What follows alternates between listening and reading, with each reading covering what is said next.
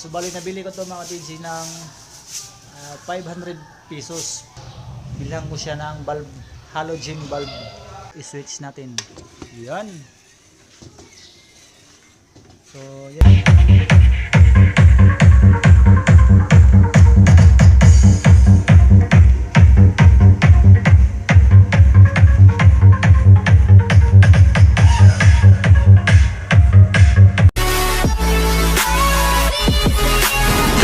Watching DJ Nipsky Music and Flutter Vlogs. Please subscribe.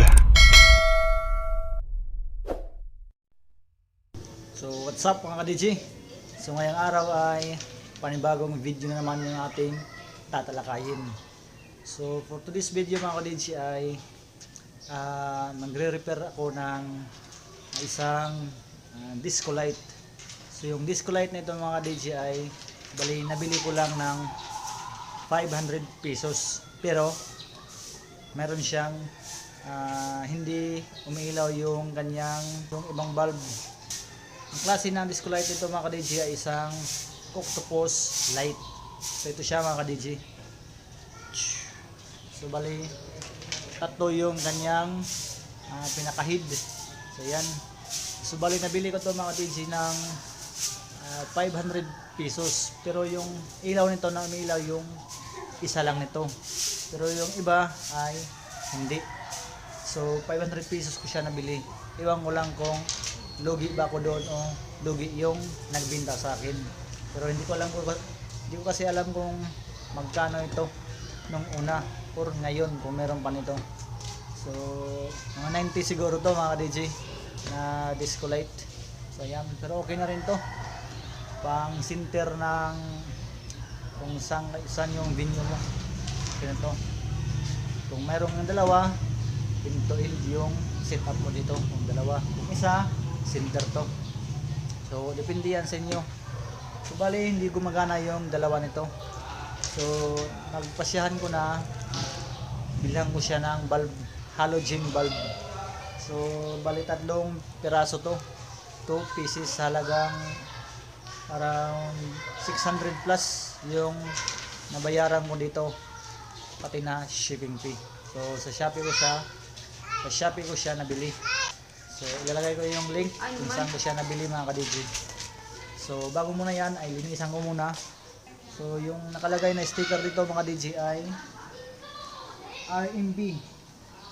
RMB Professional Stage Lighting.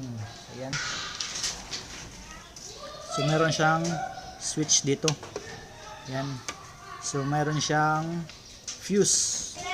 So bago ko muna linisin yan mga ka-DJI, i-testing muna natin para makita nyo kung saan nga ba yung umiilaw dyan.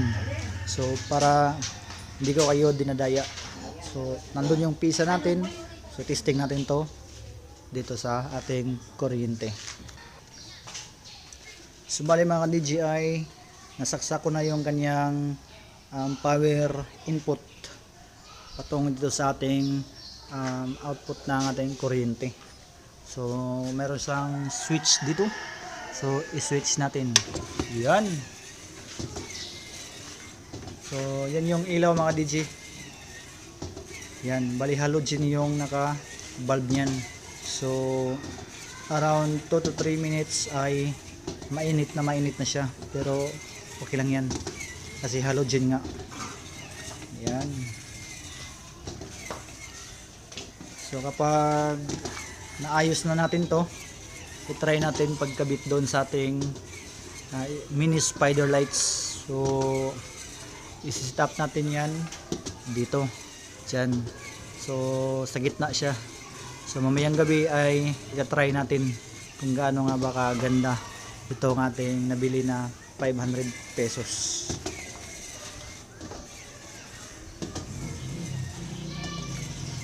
So yan, linisin na natin to.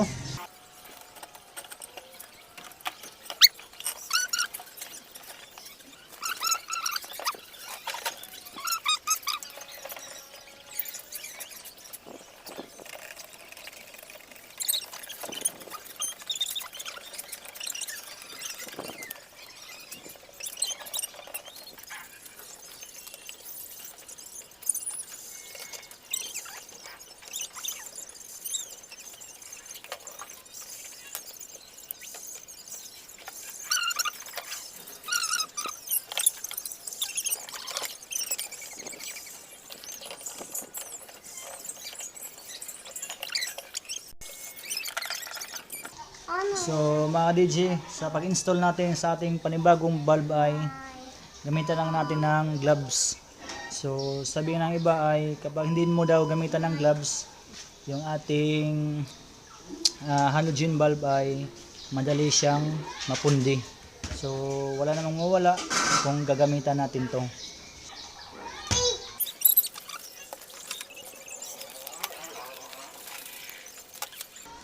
So around 600 plus yung binayad ko dito mga DJ. So 3 pieces na bulb. With shipping na. So iwan ko lang kung gaano to kalaki sa yung original na bulb dyan. So makukumpara natin to ngayon. So mag-gloves mo tayo kasi baka man tayo malipat, hindi tayo maka-gloves.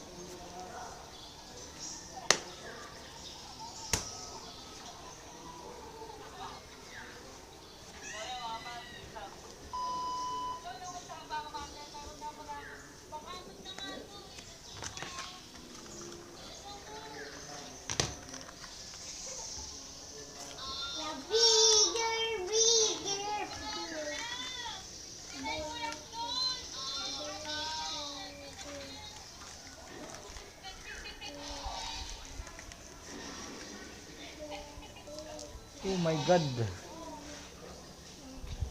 So ganito lang kalaki mga DJ. So mas malaki pa yung original na bulb niya. So 300 watts to mga DJ. Yun yung description doon sa pinagbilhan ko, 300 watts.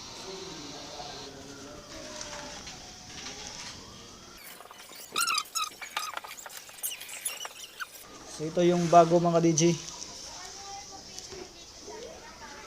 So halos malaki yung diferensya nila.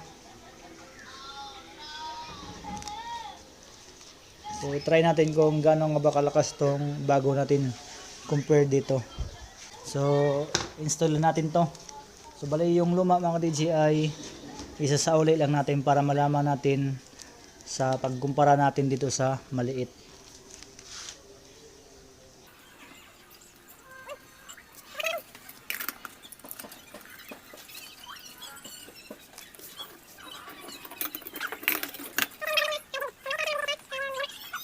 Try natin, malay natin na mas malakas pa siya.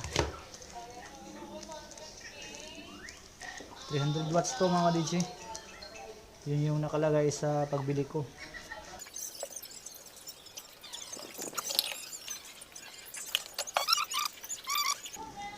So kapag medyo hindi malakas yung ilaw nito ay order tayo ng mas malaki.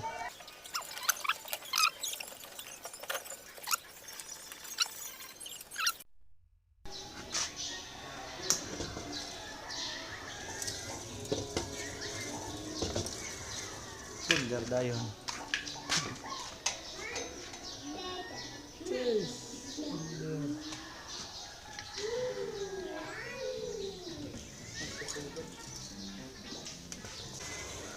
So, yan pa rin kasi naubos yung tatlo natin na binili.